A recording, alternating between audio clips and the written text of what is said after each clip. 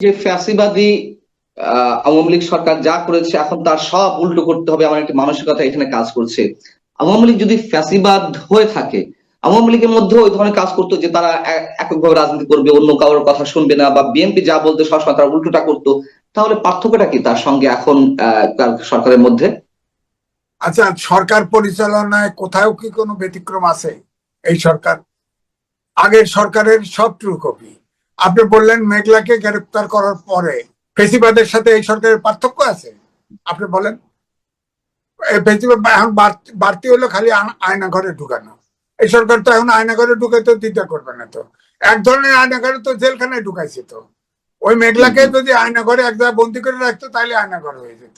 তো তাহলে তো একই হলো, ফেসিবাদ বলেন আর যত সরকার আগে যা করলেন এরশাদের আমলে বলেন, যা ঘটতেছে তাই ঘটতেছে। নূতন তো কিছু ঘটতেছে না। এই জন্যই বলছি যে আমাদের কিন্তু চরিত্র পাল্টায় নাই তো। আমাদের দেশ পরিচালনার পদ্ধতিও পাল্টায় নেই। অথচ সরকারে 21 জন লোক সরকার ধরে বসে আছে, কোনো কিছু ঠিক নাই। অর্থনীতির চাক্কা ঘুরছে না, কোনো বিনিয়োগ নাই।